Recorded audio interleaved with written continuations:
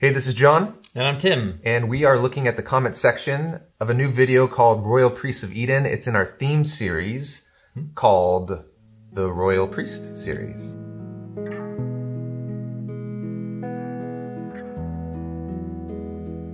And so let's jump in. Mario Sanchez asks, first quoting us, they represent creation before God. What does this mean with regards to Adam and Eve? In other words, priests represent God to other people. But what does it mean for a priest to represent God to creation? And Mario, your question is, how do they represent creation before God? It's like this back and forth. So if humans are images of God, in Genesis 1, that means they represent God in some way to each other and to the garden, the trees, and the animals, and so on.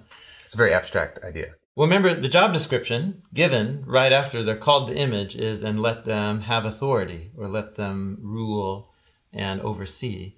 So just as God rules the world, God has chosen to rule the world through images that will rule on his behalf. But Mario, you're asking about the flip side of that, which is how do these images of God also represent creation before God?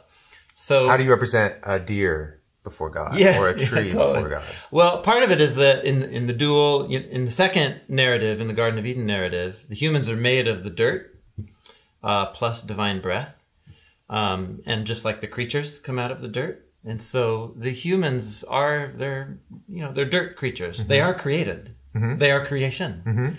So as priests, they represent creation so that God relates to creation through them.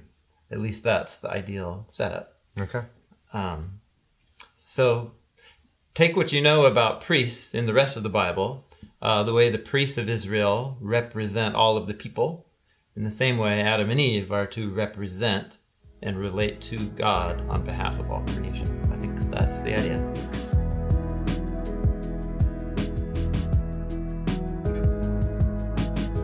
All right, Sean asks, I don't recall the Bible specifically pointing out a location that Cain and Abel are at, the door of the gate of Eden. This is a detail in the Bible or a detail in the video. Yeah. And we actually show a door. Yeah. And in the story, it doesn't say that they're at the door of Eden. Well, it says that they're standing by a door. Genesis 4 verse 7, God says to Cain, when he's angry, after God shows favor on his brother Abel, he tells Cain, if you do good, won't there be exaltation? But if you don't do good, that is if you get angry and murder your brother, for example, he says, sin is crouching at the door. Its desire is for you. And isn't that a metaphorical door? The door to his soul? Actually, no. You can look all through the Hebrew Bible at the word door, and it's never used metaphorically to talk about the human heart or mind. There's a very obvious candidate for the door, and because his parents just left out the way of the east, blocked by the cherubim through the Garden of Eden. And then after Cain murders his brother, what we're told, he's exiled from Eden.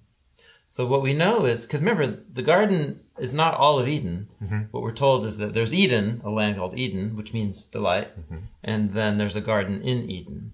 And so after Cain murders his brother, he's exiled from Eden. The garden. Oh, first from the garden. Adam and Eve are exiled from the garden. Adam and Eve from the garden, Cain from Eden. So he's there close to Eden at the door. Yeah, totally. I mean, wouldn't you want to get back in? I know. Wouldn't you hang out at the door? Oh, plus, why are they offering sacrifices? This whole thing is set on analogy to what later will be the design of the tabernacle and the temple. And there, the altar is right in front of the door. In Solomon's temple, the altar is right in front of the door. The door of the Holy of Holies? The door that goes into the tabernacle or that goes into the temple. Okay. So the biblical author here has painted this little scene of them offering... in the outer courts. As if they're in the outer courts trying to get back into the Eden-like temple. Really cool.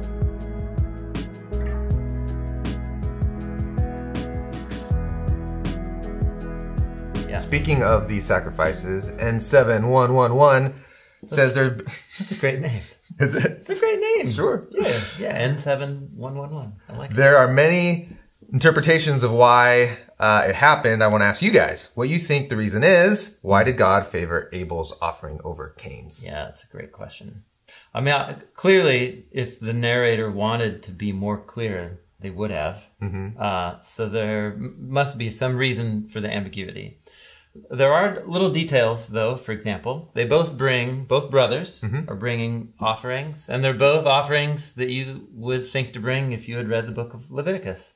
They're both legitimate offerings. Totally. Cain brings a cereal or meal offering of his harvest, food, right? Wheat, grains and vegetables and so on. So he goes first, and then we're told, but Abel also brought an offering. He was a shepherd, and he brings from his flock. And then there's two details given: from the firstborn, so the most valuable and the prize, and then of the fatty parts, the fat parts, the yummy parts. Yeah. So yeah, if you're a carnivore, the fatty parts are tasty, and they're really valuable, and they were really valuable to people who consume and live with animals. Those little details are telling us that Abel put some extra thought into bringing the best. But those are the only clues in the narrative that would tell you. Other than that, it's an intentional ambiguity in the story.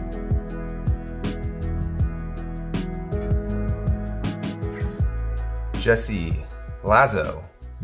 Eden is the reality that later tabernacles symbolize and point back to. You just talked about that. Oh, and he's quoting us. Yes. Doesn't Moses make the tabernacle according to the heavenly one God showed him? And Exodus 25 and Hebrews 8 references this. I can't think of any verse that connects the garden and the tabernacle explicitly. Yeah, where's your proof text? Yeah.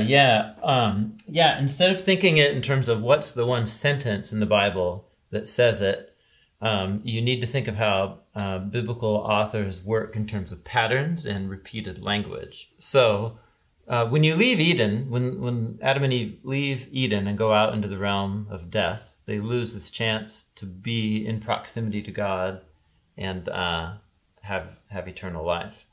And so as you go throughout the biblical narrative, what you'll notice is that biblical characters keep coming back to these places and moments where they meet God in person. Like, for example, this happens in the Abraham story a lot. And lo and behold, it's always on a hill with a tree, for example. So this is a narrative patterning to talk about how Abraham is meeting God on these Eden-like places. When Moses goes up onto Mount Sinai and he sees through into the heavenly realm. That's what he's referencing here. And that's what he's referencing here, what he sees. And so, Jesse, this is a good exercise. Read through the tabernacle blueprint instructions. They're thrilling. Great bedtime reading. And what will you notice? You'll notice that the entry doors are all covered with images of cherubim, just like what were stationed at the Garden of Eden. What you'll notice is that as you go through the doors and curtains, you see palm trees woven in everywhere, just like all the trees in the Garden of Eden, and so on. And so it's through symbolism and through narrative patterning that the authors, it's the same with Solomon's temple, the same with the temple of Ezekiel's vision in the book of Ezekiel. All these places use the same language and imagery as that of Eden. You also have the fact that when Jesus is talking to the other guy crucified right next to him, the criminal. Yeah, and he says, remember me when you come in your kingdom. And Jesus Today says you'll be with me in paradise. In paradise. Which is? Paradise, which is a Greek word. Paradisos is the Greek word, but it's the word used that Jews used in Greek to refer to the Garden of Eden. So the Garden of Eden is heaven. Yeah. It's the place where God and humans are one. Yeah, but it's also earth, because the whole point is that it's heaven on earth. And reading the Bible through these design patterns is about this conviction that the Bible isn't a theological dictionary where you can kind of just go and find the right verses, say the right things. It actually is Jewish meditation literature. That's right. That's designed to show you through these symbols and patterns. Yeah, earlier stories are designed with little hidden Easter eggs, so to speak, and language and imagery that comes to have great significance once you've already read through the whole Bible and you come back and you're like, Eden is the real thing, and all these other little tabernacles and temples were just made to look like the place where heaven and earth are one. Watch our video on Jewish meditation literature.